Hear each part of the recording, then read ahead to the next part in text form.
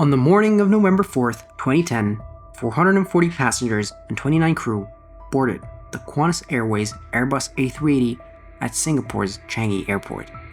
The flight had begun in London, paused in Singapore for fuel, and was now bound for its final destination, Sydney, in Australia.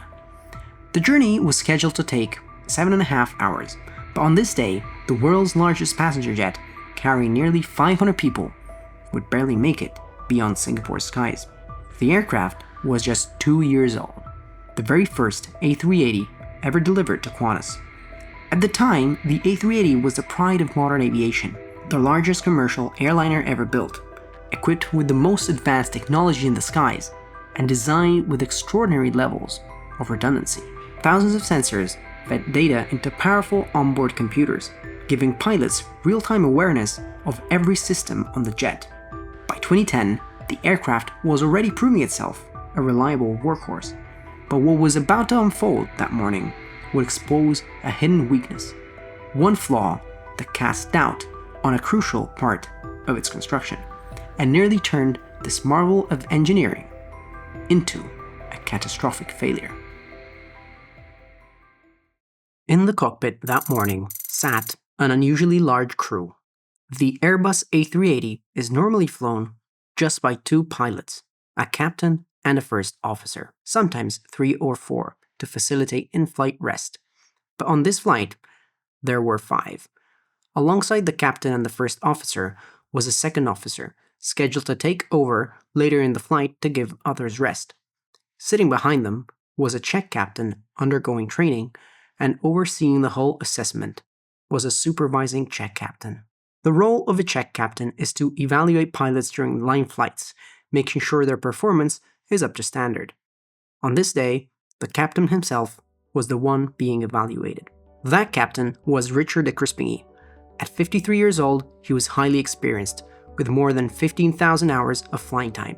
He began his career in the Royal Australian Air Force, served for 11 years, and then briefly left aviation to start a software company during a hiring freeze. When Qantas began recruiting again in the 1980s, he joined, flying Boeing 747s and Airbus A330s before transitioning to the A380 in 2008. At that point, he was still relatively new to the type, though in fairness, so was the aircraft itself. Beside him sat First Officer Matt Hicks. Hicks brought more than 11,000 hours of flight time, and crucially over 1,200 hours on the A380, more than double the captain's experience on the jet. His background included wide-body aircraft from both Boeing and Airbus, the 747, 767, A330 and A340. Though it might seem like having extra pilots on board would make the flight safer, that isn't always true. Both the check captain, under training, and the supervising check captain had logged more hours than the captain himself. In high-pressure situations, that overlap in authority can create confusion. Who is really in command? 2 check captains with more experience on the type, or the captain himself? To prevent any doubt, Captain de Crispingy made the chain of command explicit before departure. He would remain in charge. Hicks would be the second in command, and the others would support. That clarity, a simple act of crew resource management, would soon prove vital, because in less than an hour, this crew would be thrown into an emergency, unlike anything they had ever faced. By 9:45 that morning, the A380 was loaded with 106 tons of fuel and ready for its final leg to Sydney. The 440 passengers settled into the seats as the crew prepared the world's largest airliner for departure. At 9:56 a.m., Captain de Crispingy eased the aircraft onto runway 20 center. The 4 Rolls-Royce Trent 900 engines thundered to life, pushing more than 500,000 pounds of metal into the sky. For the first few minutes, everything was routine. The gear retracted, the flaps came up, and the jet climbed steadily out over the Singapore Strait, accelerating to 250 knots, nearly 460 kilometers per hour. Then, without warning, the calm was shattered as the aircraft passed through 7,000 feet. 2 deafening bangs tore through the cabin. Engine number 2, the inboard engine of the left wing, had exploded. Supersonic fragments of metal ripped through the engine casing, tearing straight through the wing and slicing into the fuselage. Almost instantly, fuel began streaming from the wing, pouring dangerously close to the glowing hot remains of the engine. If it ignited, the outcome would be catastrophic. Reacting immediately, Captain de Crispingy stabbed the altitude hold button, halting the climb. All the crew knew in that moment was that they had lost Engine 2. What they did not yet realize was that the damage went far beyond the engine, and that was only the beginning. What the crew couldn't see was that the explosion had struck the aircraft in one of the worst places imaginable. The shards of metal, burning hot and traveling faster than the speed of sound, tore through the fuselage and sliced through vital systems. In a matter of seconds, bundles of wiring were severed, cutting into electrical power, flight controls, fire protection, and hydraulic lines. In the cockpit, Captain de Crispingy steadied the jet and reassured his colleagues that he had control. He instructed First Officer Hicks to begin working through the checklists, now flooding onto the ECAM, the Electronic Centralized Aircraft Monitor, the computer screen that displays failures and procedures. The cockpit remained calm, but focused. Almost immediately, the crew realized this was far more than a standard engine failure. The ECAM was showing warnings from across the aircraft, including systems that had nothing to do with the engines. Something far more serious was unfolding. Meanwhile, passengers seated on the left side of the cabin had a front row view of the destruction. They could see holes punched through the wing and rivers of fuel streaming out from underneath, trailing back into the sky behind them. Back in the cockpit, the first signs of damage began to appear on the ECAM. The warnings pointed to engine number 2, turbine overheat, engine stall, and a cascade of related alerts. In truth, the turbine had been all but destroyed. The messages on the screen barely hinted at the scale of the destruction. The crew shut the engine down and immediately informed air traffic control of their emergency. But there was a greater fear: fire. With fuel pouring from the wing near the shattered engine, even the smallest spark could have turned the aircraft into hell. The pilots discharged one of the 2 fire engine extinguishing bottles, but received no confirmation that it had worked. They tried again, still nothing. Now, deeply concerned, the crew debated their options and decided to release the second and final bottle. Once more, no confirmation. What they could not yet know was that when the engine exploded, it severed the very wiring that controlled the fire suppression system. The extinguishers would have never fired at all. Fuel was still streaming from the wing, just meters from an engine hot enough to ignite it.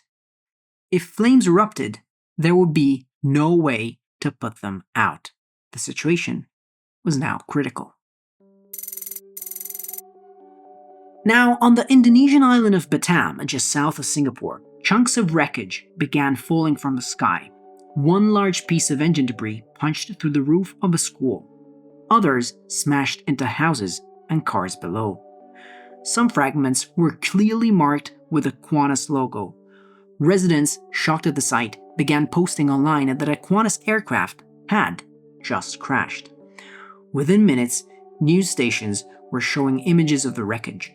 Rumors of a disaster spread quickly, and Qantas's share price began to tumble as the panic grew.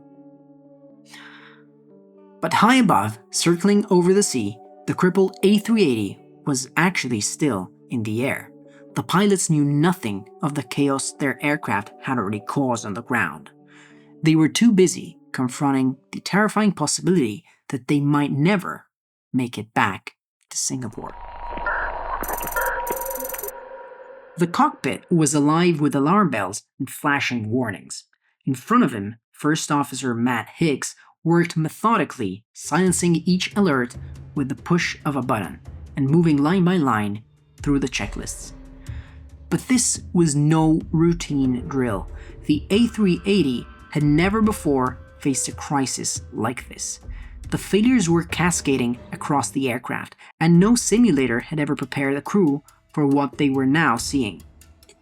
Thousands of kilometers away, at Qantas's headquarters in Sydney, the warning messages were being automatically transmitted from the jet.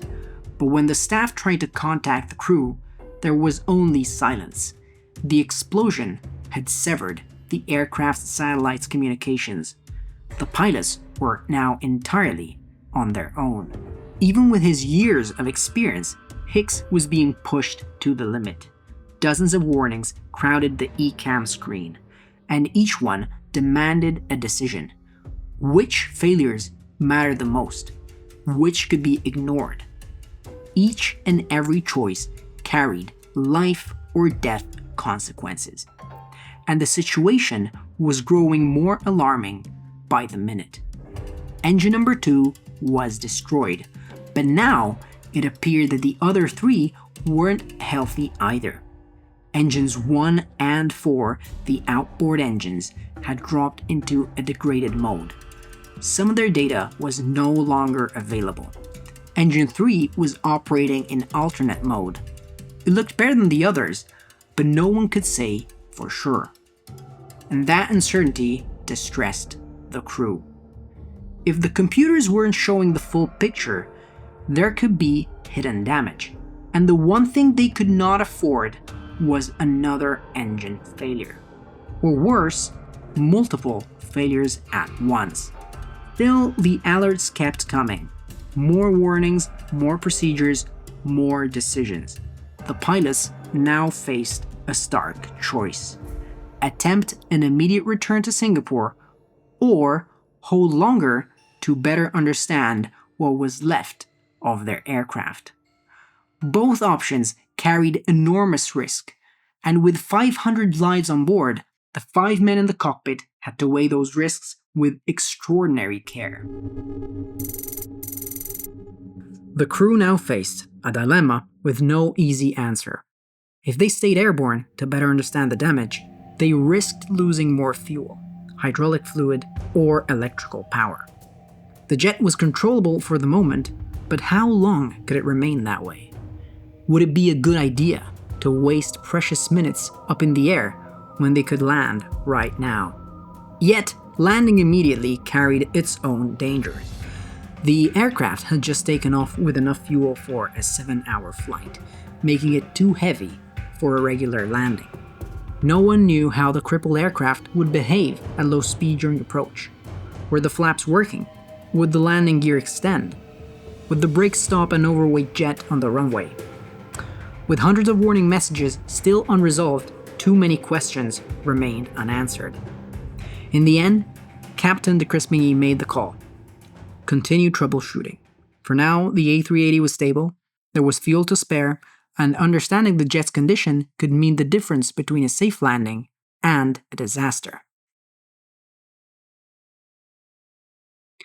The crew informed air traffic control that they would need at least 30 minutes to work through the avalanche of ECAM procedures and requested a holding pattern. Crucially, the captain wanted to remain within gliding distance of Singapore in case more engines failed. Singapore controllers cleared the jet to hold over the sea just a few miles from the airport. Then came a chilling update. Residents of Batam Island had just found large pieces of aircraft wreckage on the ground. For the first time, the pilots were reminded of the wider picture, but they had no time to think about it. Their focus remained on the crippled aircraft around them. The A380 leveled off at 7,400 feet in its holding pattern, circling slowly as the crew began the painstaking task of diagnosing each failure. Piece by piece, they tried to build an accurate picture of what systems were gone and which ones they could still rely on. Announcements were made to the passengers, explaining the plan. The crew would return to Singapore once they understood the damage. Calm reassurances were given. But inside the cockpit, everyone knew the truth. This was a scenario no one had ever trained for. The shrapnel had ripped through multiple critical systems at once, creating a nightmare more complex than anything in the manuals. And the pilots were only just beginning to grasp how bad it really was. Once the flood of engine warnings had been dealt with, a new avalanche of alerts appeared, this time about the aircraft hydraulics. On the Airbus A380, flight controls rely on a blend of electrical motors and hydraulic actuators, while the landing gear and the brakes depend almost entirely on hydraulics. The pilots now saw a chilling message.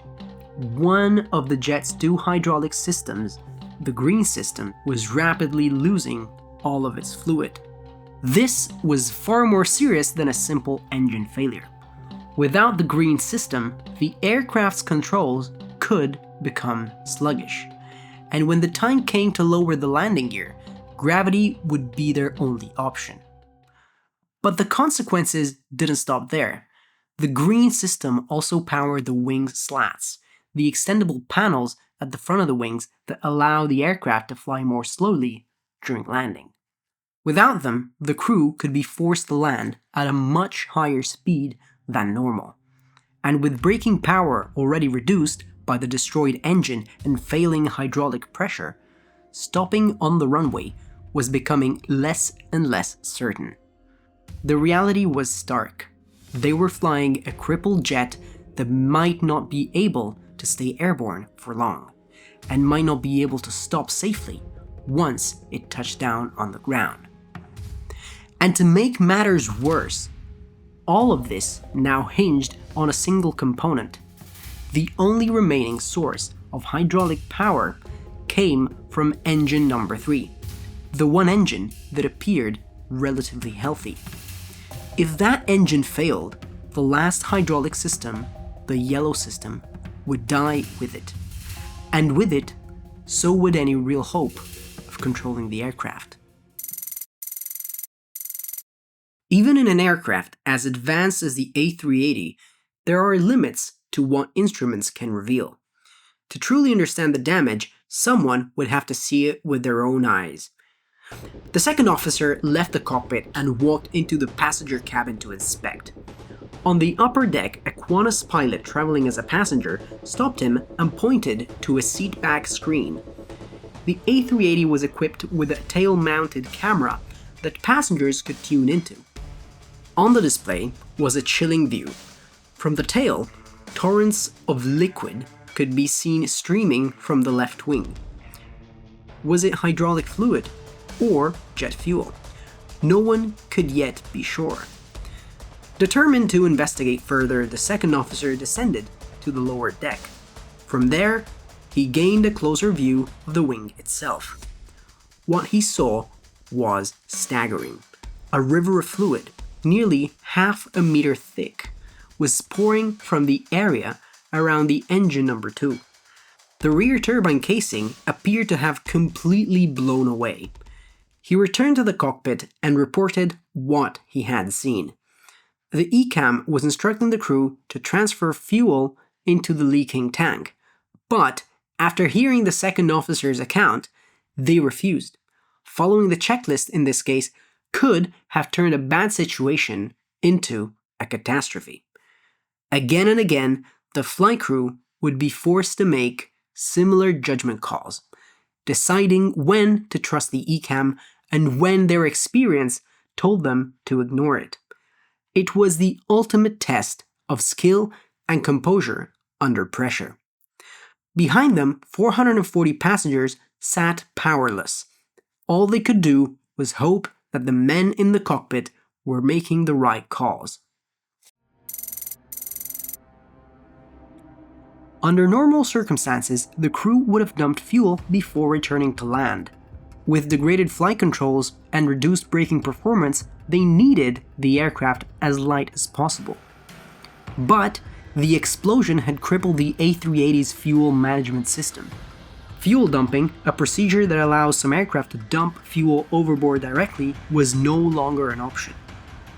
That meant the aircraft would have to return to Singapore 50 tons overweight. And a new problem was emerging: imbalance. The massive fuel leak from the fuel that was stored in the left wing meant that it was now 10 tons lighter than the right wing. With every passing minute, the aircraft grew more imbalanced. The longer they stayed in the air, and the worse the imbalance would become. For more than an hour, the crew fought through the endless stream of ECAM warnings, one by one, and finally, they reached the end of the list. Piece by piece, they had built a shared picture of the damage: shredded hydraulics, crippled systems, a gutted engine, and a leaking wing. Now, all that was left was the most daunting task of all: bringing the crippled giant safely back to the ground. The A380 was still 50 tons overweight. Even under normal conditions, that would be a serious problem. But this was anything but normal. The explosion had crippled the jet's braking ability, and the pilots needed to know if stopping on the runway was even possible. To find out, they turned to the aircraft's onboard performance tool, the Landing Performance Application. By feeding the system details like the aircraft's weight, runway conditions at Singapore, and which systems were no longer functioning, it could normally calculate how much runway would be required to stop. But when they entered the long list of failures, the system refused. The software simply wasn't designed to handle so many malfunctions at once. The crew had no choice but to improvise. They began stripping out failures one by one, starting with the least critical, running the calculation again and again until the computer finally produced a result. The answer was sobering. They would have to approach at a speed 35 knots faster than normal thanks to the excess weight and the loss of wing slats. That higher speed meant they would need even more runway to come to a stop. But the computer's verdict was that it was possible. Just barely. On Singapore's 4,000-meter runway, the system estimated they could stop with only 130 meters to spare. A margin so thin that any miscalculation, any error, could send the aircraft off the end of the runway. And even this estimate was based on incomplete data. There was no guarantee it was right. Knowing the risks, Captain de Crispingy called the lead flight attendant and instructed them to prepare the cabin for a possible runway overrun and evacuation. At the same time, the crew advised air traffic control to expect an emergency landing, warning that they were leaking fuel from the left wing. Everything now depended on one final act: the landing. Before committing to an approach, the crew needed to know one critical thing. Was the aircraft still controllable? Better to find out now than discover a hidden problem at the worst possible moment. Captain de Crispingy carefully lowered the flaps in stages, testing the aircraft's response with each change, all the way down to the flaps 3 configuration required for this landing. The A380 remained flyable, but sluggish. With several wing spoilers destroyed, the aircraft's ability to bank left and right was severely limited. That meant they would need a long, stable approach, no sharp turns close to the runway. Air traffic control cleared them for a 20-mile final into runway 20 center at Singapore. Next came the landing gear. The crew pulled the gravity extension handle, allowing the gear to fall into place without hydraulics. After a tense wait, the indicators confirmed that the wheels had locked down correctly. With flaps and gear extended, the captain tested controllability once more. The giant aircraft was still flyable, but heavy and slow to react. There was another risk. With engine 2 destroyed and engines 1 and 4 stuck in degraded mode, it was uncertain whether thrust changes would respond as expected. On approach, power adjustments are normal, but de Crispingy was reluctant to touch them. Instead, he made a compromise. Engines 1 and 4 would be left at a steady setting, while engine 3, the only one that seemed healthy, would be used alone to control the aircraft's speed. The crippled jet was now lined up on final. Out over the sea, passengers sat in silence, staring out the windows in fear. In the cockpit, the pilots braced for the moment of truth. Were their calculations correct? Would the controls hold? Would the brakes stop them in time? The fate of nearly 500 people now depended on one man's ability to put 560 tons of damaged aircraft down on the runway, precisely and perfectly. The A380 came in fast. Captain de Crispingy slammed on the brakes and threw engine number 3, the only one he fully trusted, into reverse thrust. The giant aircraft thundered down the runway, still carrying 50 tons more weight than it should. In the right seat, First Officer Hicks urged him, "Maximum manual braking." The captain replied that he was already at full pressure, but Hicks checked for himself. His pedals, linked to the captain's, were pressed hard to the stops. There was nothing more they could do. The end of the runway rushed closer. Slowingly, agonizingly, the massive jet began to decelerate.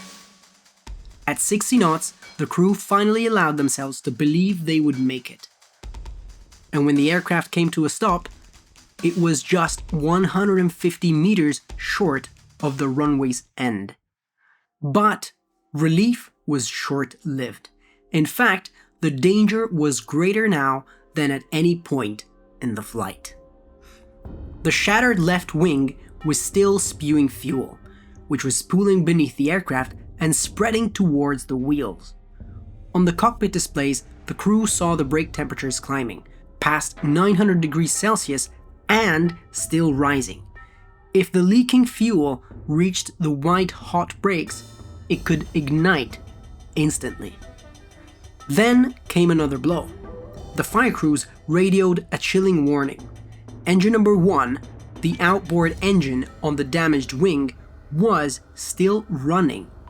Despite every attempt to shut it down, including cutting off its fuel supply, the engine roared on at high power.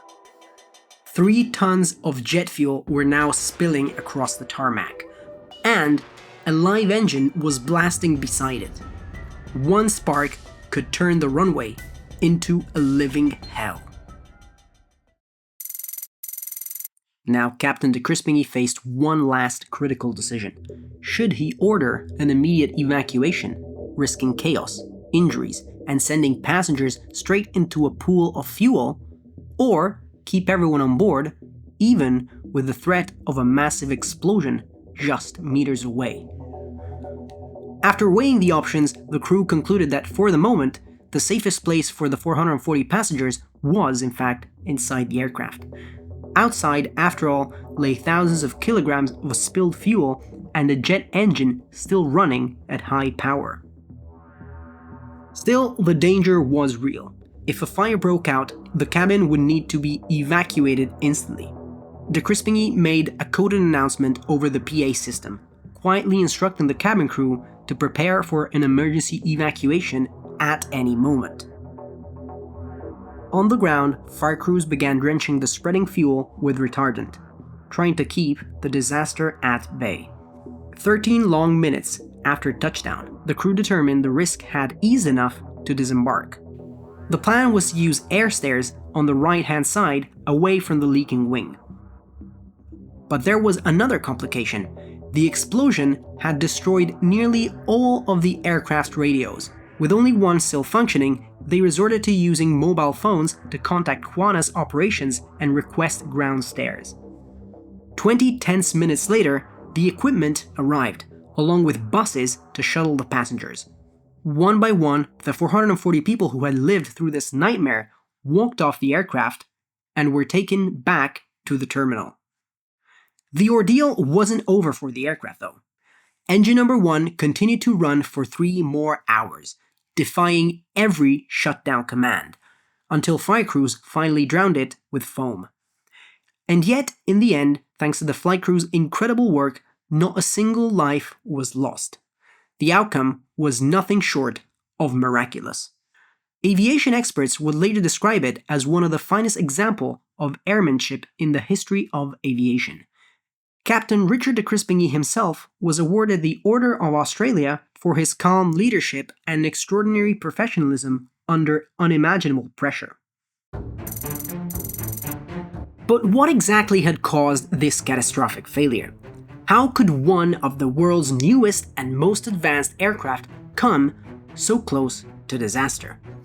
Investigators traced the cause back to a single component deep inside the Rolls-Royce Trent 900 engine, an oil pipe.